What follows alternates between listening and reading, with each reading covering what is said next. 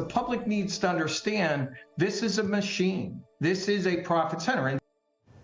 Since 2021, our Danielle DeRoss has been relentless, going after hard-hitting and emotional stories as the CBS12 News I-Team set out to give a voice to the voiceless, profiling Floridians trapped in guardianships. And they are the elderly and the disabled. They lose their rights and their money. And this all begins when a judge appoints a professional guardian to oversee their estates. But activists fighting for change tell us it's not just the predatory guardians who are the problem. It's not just the judges. They say the attorneys who represent guardians need to be held accountable too.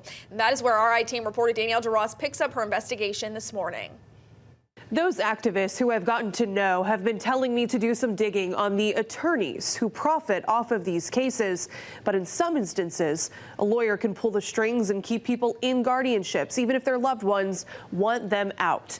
Today, we have the story of the most well-known guardianship lawyer in our area. He landed in big trouble for what he did with the client's money.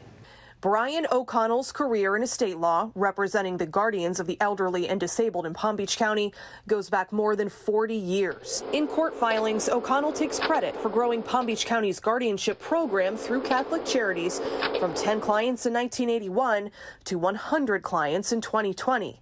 But now, one of the most well-known guardianship attorneys in the state has this red flag in his profile with the Florida bar.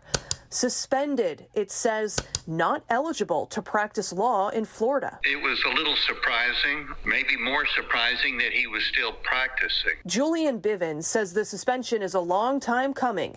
He's known Brian O'Connell since 2011, when his father, Oliver, was put into a guardianship against his will. Oliver was independent, had a condo on Palm Beach. Someone noticed the wealthy 90-year-old's declining health, petitioned the court to find him incapacitated, and got a guardian appointed to control Oliver's money, medical care, and housing. Enter Brian O'Connell. And Julian says he played a key role in keeping his father's guardianship going for years, racking up thousands in attorney fees, preventing his father from leaving Florida and going back to his full-time residence in Texas. We kept thinking this is a no-brainer. In 30 days, he'll be out and back in Texas. The lawyers kept finding some reason for a hearing to delay it, to keep him there, and it just turned into an agonizing 4-year period for him. He kept a little bag packed by the door, thinking that he'd be able to leave anytime. But finally, he was bedridden and close to death, and that's when the guardian said he could go home. Oliver Bivens died days later. Julian filed this civil lawsuit against the guardian, attorney O'Connell, and the others involved in his father's care. The federal case accused O'Connell of professional negligence, taking excessive guardianship attorney fees in excess of $1 million, while failing to get appraisals on Oliver's real estate, then selling them well below their value. The jury sided with Julian and ordered a $16 million judgment against O'Connell and the other defendants, finding that they mismanaged Oliver's estate. What he did to Oliver Bivens was predatory. Rick Black is the head of the national advocacy group, the Center for Estate Administration Reform, or CEAR. He says CEAR has received numerous complaints about O'Connell, but nothing prevented him from practicing probate law until now.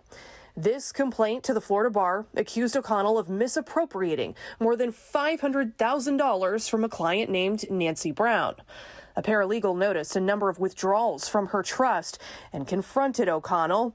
He admitted to the Florida bar to borrowing Nancy's money, in some cases using her money to make charitable donations that he then wrote off on his taxes. The bar investigated and called the conduct dishonest and deceitful, suspending O'Connell from practicing law, but for just 1 year. You said that it's terrible media coverage, so let's have it. And the CBS12 News I-Team has found that's a pattern when it comes to punishment for guardianship corruption. Activists say, and we've seen it time and time again, that judges are lenient. The Florida bar is too. Since guardianship is a court-appointed arrangement, the system is policing itself with what activists characterize as a light touch. Case in point, Rick Black says attorney O'Connell's 1-year suspension is a slap on the wrist. That's not punishment. If I went to a bank and ripped off $500,000 like Brian did to Miss Brown, if I threw it in the foyer as I fled the bank, I would still go to jail for a long, long time because I stole the money. The rules should apply to attorneys like Brian O'Connell and to regular citizens like Rick Black. And in this case, it didn't apply to Brian, and he has never been truly held accountable. We reached out to Brian O'Connell multiple times and made contact with an employee at his law office in Tequesta. She said she would pass along our request for an interview, but we never heard back.